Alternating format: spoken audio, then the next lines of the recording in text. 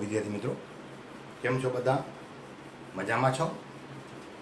ચલો તો આપણે કાલે પહેલા ચેપ્ટરની અંદર ભારતમાં બ્રિટિશ સત્તાનો ઉદય કેમ થયો એના વિશે આપણે વાત કરી હતી. આજે એ વાતને આગળ ધપાવીએ તો પહેલો ચેપ્ટર છે ધોરણ 9 સામાજિક વિજ્ઞાન ઇતિહાસ. એની અંદર ભારતમાં બ્રિટિશ સત્તાનો ઉદય. એની અંદર આપણે આજે જે વાત કરવાની છે એ વાત પ્લાસીના યુદ્ધની કરવાની છે. તમે નામ સાંભળ્યું હશે પ્લાસીના યુદ્ધ વિશે ઘણું બધું. તો પ્લાસીનું યુદ્ધ પરીક્ષામાં તમને પ્લાસીના યુદ્ધ વિશે ટૂંક નોંધ પૂછી શકાય 3 માર્ક્સ માટે. તો યાદ રાખજો, સૌથી પહેલાં પ્લાસીનું યુદ્ધ ક્યારે થયું? તો પ્લાસીનું યુદ્ધ છે એ ઈસવીસન 1757. યાદ રાખજો, ઈસવીસન 1757. એ 1757માં બંગાળના નવાબ સિરાજ ઉદ દૌલા, બંગાળનો નવાબ સિરાજ ઉદ દૌલા અને અંગ્રેજો વચ્ચે થયું હતું. આ પહેલો મુદ્દો યાદ રહી ગયો. કોની વાત થાય છે? પ્લાસીના યુદ્ધની. પ્લાસીનું યુદ્ધ ક્યારે થયું? 1757માં. કોની વચ્ચે થયું? તો બંગાળનો નવાબ સિરાજ ઉદ દૌલા અને અંગ્રેજો વચ્ચે. આ પહેલી વાત. નંબર 2, હવે આ જે સિરાજ ઉદ દૌલા છે એ સિરાજ ઉદ દૌલા ઉતાવળિયો સ્વભાવનો હતો. એટલે કોઈ પણ નિર્ણય લે કે કોઈની સાથે વાત કરવી હોય તો ગમે મનમાં આવે એમ વાત કરી નાખે, બોલી નાખે, જલ્દી નિર્ણય લઈ લે. યાની કે ઉતાવળિયો સ્વભાવનો હતો.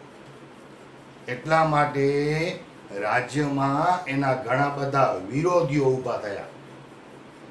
બરાબર ને? દરેકને આપણે ગમે તેમ વાત કરીએ તો સામેવાળાને સારું નથી લાગે ને, વિચાર્યા વગર વાત કરીએ તો. એનો સ્વભાવ એવો હતો, ઉતાવળિયો સ્વભાવ હતો. અને ઉતાવળિયા સ્વભાવને કારણે એના શું થયા? વિરોધીઓ પેદા થયા રાજ્યમાં. તો બીજો મુદ્દો એ પોઈન્ટ નંબર 1, પ્લાસીનું યુદ્ધ 1757માં બંગાળના નવાબ સિરાજ ઉદ દૌલા અને અંગ્રેજો વચ્ચે થયું. પોઈન્ટ નંબર 2, આ બંગાળનો નવાબ સ્વભાવનો કેવો હતો? ઉતાવળિયો હતો. અને એના કારણે શું થયું? એના વિરોધીઓ પેદા થયા. આ બીજી વાત. ત્રીજી વાત આપણે કરીએ તો ઈસ્ટ ઇન્ડિયા કંપની. હવે ઈસ્ટ ઇન્ડિયા કંપનીને આપણા ભારત ઉપર શાસન કરવું હતું, રાજ કરવું હતું, વર્ચસ્વ જમાવવું હતું. એટલા માટે એણે સલામતીનું બહાનું કાઢ્યું, સુરક્ષાનું બહાનું કાઢ્યું. અને જે ફોર્ટ વિલિયમ બંગાળમાં જે કોલકાતા આવેલો હતો, એનું જૂનું નામ ફોર્ટ વિલિયમ હતું. એ ફોર્ટ વિલિયમ ઉપર ઈસ્ટ ઇન્ડિયા કંપનીએ કિલ્લેબંધી કરી. હજી આખા ચારે બાજુ છે એ કિલ્લેબંધી કરી ફોર્ટ વિલિયમ ઉપર. બરાબર છે? તો આ વાત સમજજો. કોણે કરી? તો ઈસ્ટ ઇન્ડિયા કંપનીએ. શાના માટે? તો કે સુરક્ષાના બહાનું. આમ હકીકતની અંદર બહાનું હતું સુરક્ષાનું, એને જમાવો તો વર્ચસ્વ, પણ એ સુરક્ષાના બહાના હેઠળ આજે ફોર્ટ વિલિયમ કોને કહેવાય? તો કે કલકત્તા. એના ઉપર શું કરી? કિલ્લેબંધી કરી. હવે સિરાજ ઉદ દૌલાને ખબર પડી ગઈ કે ભાઈ ઈસ્ટ ઇન્ડિયા કંપનીની નિયત બરોબર નથી, એના મનમાં કંઈક પાપ છે. એટલા માટે સિરાજ ઉદ દૌલાએ એને કિલ્લેબંધીને શું કરી? તોડી નાખી. આ ત્રીજો મુદ્દો યાદ રહેશે. બરાબર છે? કિલ્લેબંધી કોણે કરી? ઈસ્ટ ઇન્ડિયા કંપનીએ. બરાબર છે?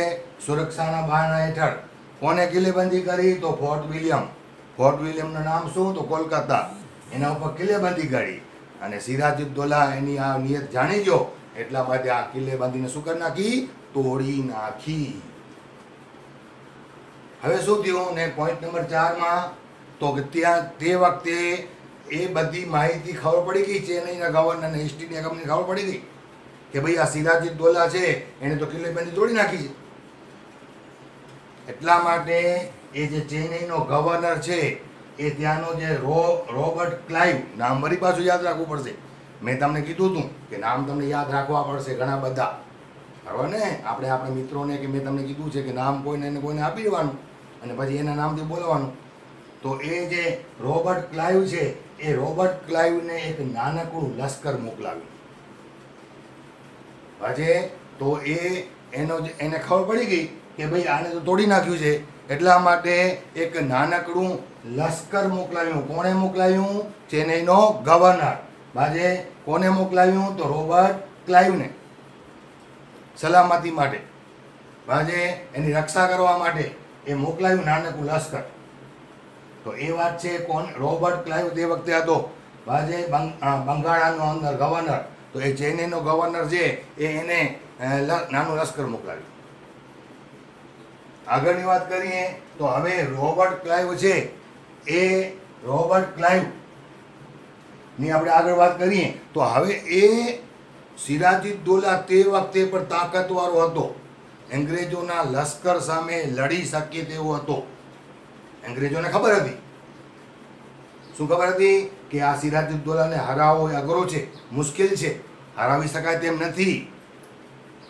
એટલા માટે અંગ્રેજોએ શું કર્યું? તો એક બહાનું કાઢ્યું, અને કાવતરું ઘડ્યું. સોરી, અંગ્રેજોએ શું કર્યું? કાવતરું ઘડ્યું, ષડયંત્ર ઘડ્યું. કોના વિરુદ્ધ? તો કે સિરાજુદ્દૌલા વિરુદ્ધ.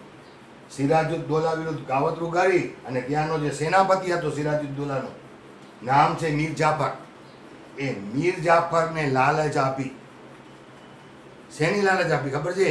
તો કે તું અમે તારા સામે યુદ્ધ કરશું, તું યુદ્ધમાં હારી જજે, નિષ્ક્રિય રહેજે, અમે હવે તને છે એ શું કરાવી દઈશું? તો કે અમે તને છે ને એ ત્યાંનો છે એ નવાબ બનાવી દઈશું બંગાળાનો, તું હારી જજે. એવો ષડયંત્ર વાજે ઘડવામાં આવ્યું. અંગ્રેજોએ ષડયંત્ર ઘડ્યું અને ત્યાંનો એક શેઠ અમીચંદ હતો, એને 30 લાખ રૂપિયાની લાલચ આપવામાં આવી અને બીજા અનેક લોકોને લાલચ આપવામાં આવી. શેના માટે? કે યુદ્ધમાં હારી જવા માટે. કોની વાત થાય છે વિદ્યાર્થી મિત્રો? પ્લાસીના યુદ્ધની. પ્લાસીનું યુદ્ધ, બરાબર છે? કોની વચ્ચે થયું? તો સિરાજુદ્દૌલા ને અંગ્રેજો વચ્ચે. ક્યારે થયું? 1757માં. સિરાજુદ્દૌલા કેવા સ્વભાવનો હતો? ઉતાવળિયા સ્વભાવનો. એટલા માટે એના રાજ્યમાં ઘણા બધા વિરોધી પેદા થયા. ઈસ્ટ ઇન્ડિયા કંપની છે એ ઈસ્ટ ઇન્ડિયા કંપનીએ સુરક્ષાના બહાના હેઠળ આજે ફોર્ટ વિલિયમની શું કરી? કિલ્લેબંધી કરી. એ કિલ્લેબંધીને કોણે તોડી નાખી? તો કે સિરાજુદ્દૌલાએ તોડી નાખી. આજે એટલા માટે ચેન્નઈના ગવર્નરને શું મોકલ્યું? તો એક નાનકડું લશ્કર મોકલ્યું. કોને? તો રોબર્ટ ક્લાઇવને. બરાબર છે? પણ સિરાજુદ્દૌલા તાકાતવાળો હતો, એને ખબર હતી અંગ્રેજોને કે એને હરાવવું બહુ મુશ્કેલ છે. એટલા માટે એને શું કર્યું? કાવતરું ઘડ્યું. કાવતરામાં શું કર્યું? તો કે સિરાજુદ્દૌલાનો શું હતો? સેનાપતિ, નામ શું? મીર જાફર. એને શું કર્યું? તો કે એને લાલચ આપી. શેની લાલચ આપી? તો કે એને નવાબ બનાવી દેવાની લાલચ આપી. અને બીજા શેઠ અમીચંદ હતો, એને 30 લાખ રૂપિયા આપવાની લાલચ આપી અને બીજા અનેક લોકોને એ લાલચો આપી અને એક કાવતરું, યુદ્ધમાં હારી જવાનું કાવતરું ઘડવામાં આવ્યું. હવે જે રોબર્ટ ક્લાઇવ છે હવે યુદ્ધની તૈયારી કરી, બરાબર છે? તો બંગાળા ઉપર યુદ્ધ કર્યું, બહાનું કાઢ્યું કે આ જે સિરાજુદ્દૌલા છે પ્રજાને હેરાન કરે છે, કનડગત કરે છે, તકલીફ આપે છે. એટલા માટે એ રોબર્ટ ક્લાઇવ જે છે એનો કનડગત કરે છે, એ બહાનું કાઢી અને 1757માં યુદ્ધ જાહેર કર્યું. કોણે? રોબર્ટ ક્લાઇવે. કોની સામે? તો કે સિરાજુદ્દૌલા સામે. આજે બંગાળામાં જે યુદ્ધ જાહેર કર્યું 1757માં. હવે તમને બધાને ખબર છે કે કાવતરું ઘડેલું હતું, નક્કી થયેલું હતું. સેનાપતિ તો ફૂટેલો હતો મીર જાફર. એટલા માટે સેનાપતિ છે એ નિષ્ફળ ગયો. એને લડાઈ લડી જ નહીં, એકદમ નિષ્ક્રિય બની ગયો. એના સૈનિકોને પણ ના પાડી દીધી તમે એટલું બધું લડજો નહીં. અને માત્ર અડધા દિવસમાં યુદ્ધ પૂરું થઈ ગયું. માત્ર અડધા દિવસમાં યુદ્ધ શું થઈ ગયો? પૂરો થઈ ગયો. બાજે સિરાજુદ્દૌલા હારી ગયો. હા, યાદ રાખજો, બરાબર છે. અને સિરાજુદ્દૌલા હારી ગયો એટલા માટે યાદ રાખો. હવે થયો શું? તો કે ઈસ્ટ ઇન્ડિયા કંપની છે, એ ઈસ્ટ ઇન્ડિયા કંપનીને જે બંગાળાની જે 24 પરગણાની જે જાગીર છે, આ નામ ખાસ યાદ રાખજો. 24 પરગણાની જાગીર મળી. કોને? અંગ્રેજોને. શું કામ મળી? તો એ લોકો યુદ્ધ જીતી ગયા એટલે બંગાળા ઉપર એનો વર્ચસ્વ આવી ગયો. એટલા માટે અહીંયા જે 24 પરગણાની જાગીર મળી અને મીર જાફરને શું બનાવી દેવામાં આવ્યો? નવાબ બનાવી દેવામાં આવ્યો. એની શરત હતી એ મુજબ, બરાબર છે. પછી તમને કહે છે આવી રીતે, બરાબર છે, પ્લાસીના યુદ્ધથી ભારતમાં અંગ્રેજ સત્તાનો પાયો નખાયો. એક વાક્યની અંદર પ્રશ્ન પૂછાય છે કે કયા યુદ્ધથી અંગ્રેજ સત્તાનો પાયો નખાયો ભારતમાં? તો જવાબ આવશે પ્લાસીના યુદ્ધથી ભારતમાં કંપની સત્તાનો શું નખાયો? પાયો નખાયો, કંપની સત્તાનો. તો વિદ્યાર્થી મિત્રો, આ હતો પ્લાસીનો યુદ્ધ. બરાબર, એકદમ વ્યવસ્થિત યાદ કરી લેજો. ફરી એક વખત સમજાવવાનું તમને બધાને પ્રયત્ન કરું છું કે પ્લાસીનું યુદ્ધ કોની વચ્ચે થયું, ક્યારે થયું? તો 1757માં. કોની વચ્ચે? તો કે નવાબ સિરાજુદ્દૌલા અને અંગ્રેજો વચ્ચે. બાજુ નંબર 2 કે સિરાજુદ્દૌલા કેવા સ્વભાવનો હતો? ઉતાવળે સ્વભાવનો હતો. એટલા માટે એના શું થયા? વિરોધીઓ પેદા થયા, બરાબર છે. પછી તો કે ઈસ્ટ ઇન્ડિયા કંપની છે એ સલામતીનું બહાનું કાઢી અને ફોર્ટ વિલિયમ છે કોલકાતા છે એના ઉપર શું કરી? કિલ્લેબંધી કરી. કોણ જાણી ગયો? સિરાજુદ્દૌલા જાણી ગયો એટલે એને કિલ્લેબંધીને શું કરી? તોડી નાખી. આ સમાચાર ક્યાં પહોંચી ગયા? ચેન્નઈમાં. ચેન્નઈના ગવર્નરને પહોંચી ગયા. ચેન્નઈના ગવર્નરે શું કર્યું? તો રોબર્ટ ક્લાઇવને નાનું એક લશ્કર મોકલી આપ્યું. રોબર્ટ ક્લાઇવને ખબર હતી કે ભાઈ આ સિરાજુદ્દૌલા એમ હારે એમાં છે નહીં, શક્તિશાળી છે. એટલા માટે સિરાજુદ્દૌલા વિરુદ્ધ એ લોકોએ શું કર્યું? તો જે એક કન્નડગત કાવતરું ઘડી અને એના સેનાપતિને છે લાલચ આપી. સેનાપતિનું નામ શું? મીર જાફર. એને શેની લાલચ આપી? તો કે નવાબ બનાવી દેવાની. અને છે શેખ અમીચંદ છે એને 30 લાખ રૂપિયાની પણ લાલચ આપી. આમ કરીને એક કાવતરું ઘડવામાં આવ્યું. પછી રોબર્ટ ક્લાઇવે છે એક પ્રજાને જે સિરાજુદ્દૌલા કન્નડગત કરે છે, હેરાન કરે છે, એ બહાનું કાઢી એની સામે 1757માં શું કર્યું? યુદ્ધ જાહેર કર્યું. પહેલેથી નક્કી હતું, પહેલેથી ષડયંત્ર હતું. એટલા માટે મીર જાફર શું રહ્યો? નિષ્ફળ રહ્યો, બરાબર છે. અને સિરાજુદ્દૌલા શું થઈ ગયો? હારી ગયો. અને યુદ્ધમાં એ યુદ્ધ અડધા દિવસમાં જ પૂરું થઈ ગયું. યુદ્ધ પૂરો થઈ ગયો એટલે ઈસ્ટ ઇન્ડિયા કંપનીને છે બંગાળાની છે 24 પરગણાની જમીન એ જાગીર મળી ગઈ. યાદ રાખજો, બરાબર છે. અને મીર જાફરને શું બનાવી દેવામાં આવ્યો? નવાબ બનાવી દેવામાં આવ્યો. આવી રીતે ભારતમાં કંપની સત્તાનો શું નખાયો? પાયો નખાયો, બરાબર છે. તો પ્લાસીના યુદ્ધથી કંપની સત્તાનો પાયો નખાયો, યાદ રાખજો. તો આ હતું પ્લાસીનું યુદ્ધ. હવે વાત થાય છે બક્સરનું યુદ્ધ. એક બીજો યુદ્ધ થયો અંગ્રેજો અને ભારતના લોકો વચ્ચે. ભારતના નવાબો હતા ત્યારે, રાજાઓ હતા એની વચ્ચે. તો બીજો યુદ્ધ બક્સરનું યુદ્ધ થયું. તો બક્સરનું યુદ્ધ કોની વચ્ચે થયો ને ક્યારે થયું? તો 1764માં થયું. કોની વાંચો અહીંયા કોની વચ્ચે થયું ને એ લિસ્ટ બહુ લાંબો છે, એ યાદ રાખવાનો પ્રયત્ન કરજો. મીર કાસિમ, મુઘલ શહેનશાહ શાહ આલમ અને અવધનો નવાબ, આ ત્રણ ભેગા. મીર કાસિમ, મુઘલ શહેનશાહ શાહ આલમ અને અવધનો નવાબ, આ ત્રણેયનો સૈનિક, યાની કે સંયુક્ત લશ્કર. આ ત્રણેયના સંયુક્ત લશ્કર. કોના? ફરી એક વખત, મીર કાસિમ, મુઘલ શહેનશાહ શાહ આલમ અને અવધના રાજા, અવધનો નવાબ. બાકી એ ત્રણેયનો સંયુક્ત લશ્કર અને અંગ્રેજો સામે. કોણ? અંગ્રેજો. એની વચ્ચે યુદ્ધ થયું, બક્સરના મેદાન ઉપર થયું. બાકી 1764માં. હા, એક વાર ક્યારેક એક વાક્યનો પ્રશ્ન પૂછાઈ જાય કે બક્સરનું યુદ્ધ કોની વચ્ચે થયું, યાદ રાખજો.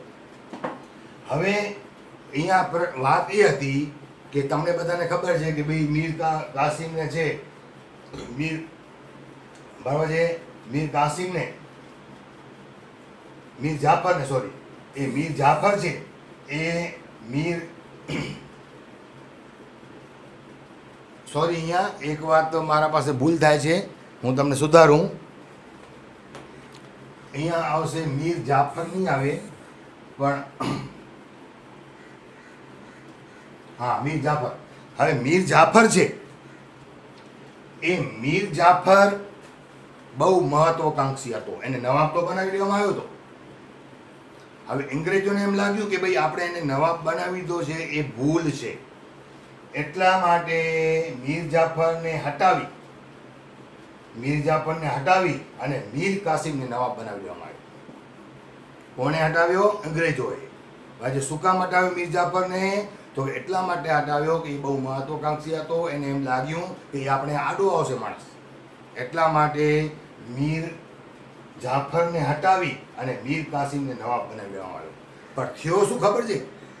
મીર કાસિમ મીર જાફર કરતાં વધુ મહત્વકાંક્ષી હતો.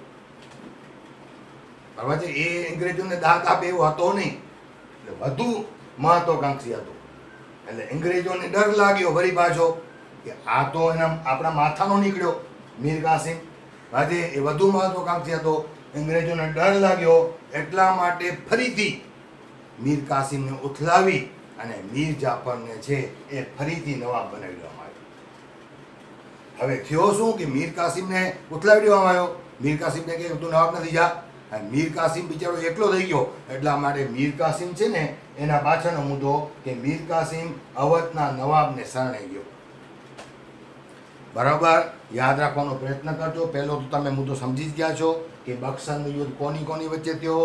1764માં 3 જણા મીર કાસિમ, મુઘલ શહેનશાહ શાહ આલમ અને અવધનો નવાબ, આ ત્રણેયનો સૈનિક સંયુક્ત લશ્કર અને અંગ્રેજો વચ્ચે થયો.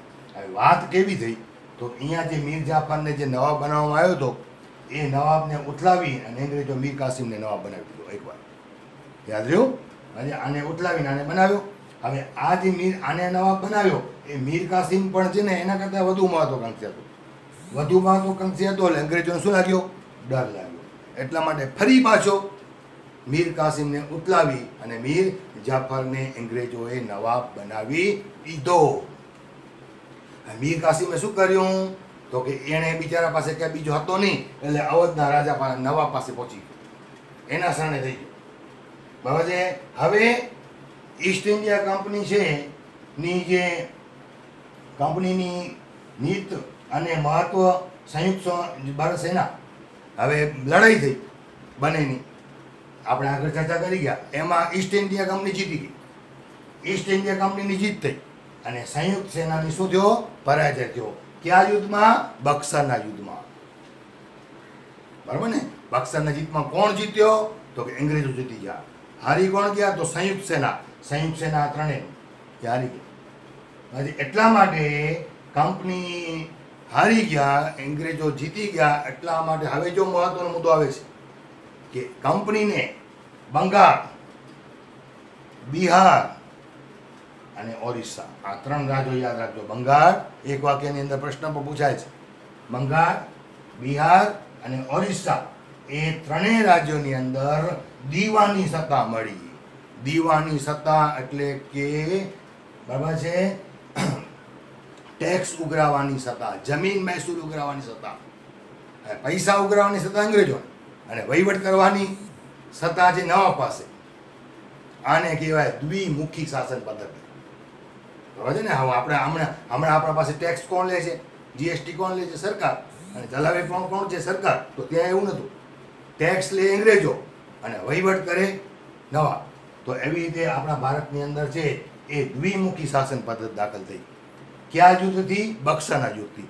બક્સરના યુદ્ધમાં અંગ્રેજો જીતી ગયા, એટલા માટે અંગ્રેજોને શું મળ્યું? બંગાળ, બિહાર અને ઓરિસ્સાની અંદર દીવાની સત્તા મળી, યાને કે જમીન મહેસૂલ ઉઘરાવવાની સત્તા મળી. આજે આમ 2 શાસન પદ્ધતિ થઈ ગઈ. મહેસૂલ ઉઘરાવવાની સત્તા અંગ્રેજો પાસે અને વહીવટ કરવાની જવાબદારી નવાબ પાસે. એને કહેવાય દ્વિમુખી શાસન પદ્ધતિ શરૂ થઈ ગઈ. તો વિદ્યાર્થી મિત્રો, આવી રીતે આ 2 યુદ્ધો વિશે આપણે વાત કરી ગયા. બરાબર છે, આવા 1 થી 2 કે 3 વખત વિડીયો બરાબર જોવાનો પ્રયત્ન કરજો. આશા છે કે તમે બરાબર સમજી ગયા છો અને પછી એને મોઢે લખવાનો શું કરશો, પ્રયત્ન કરશો. અને બીજી વાત એ છે કે જે પણ તમે લખો એ મુદ્દામાં લખજો, ફકરામાં ન લખતા. જે મેં તમને અહીંયા મુદ્દા પાડીને બતાવ્યા છે એ મુદ્દાસર વાત કરજો. ભલે અહીંયા જે 2 મુદ્દા હોય તો આ એક મુદ્દો બીજો મુદ્દો આવી રીતે, આ એક મુદ્દો બીજો મુદ્દો આવી રીતે, આ એક મુદ્દો બીજો મુદ્દો આવી રીતે, પણ એ મુદ્દાસર લખજો તો બધા પેપર ચેક કરનારું તમારો છે, પેપર ચેક કરનારો પર પ્રભાવ સારો પડે અને તમને સારા માર્ક્સ પણ મળી શકે. તો ફરી એક વખત આ પ્રશ્ન બરાબર યાદ કરજો, મોઢે લખવાનો પ્રયત્ન કરજો. જ્યારે ચેક કરાવો ત્યારે હું બરાબર જોઈશ તમારો પ્રશ્ન કેમ લખ્યો છે, મુદ્દાસર લખ્યો છે કે નહીં. ફરી વખત આપણે કાલે મળશું નવા વિડીયો સાથે, નવા પ્રશ્ન સાથે. ત્યાં સુધી ગુડ બાય, થેન્ક યુ.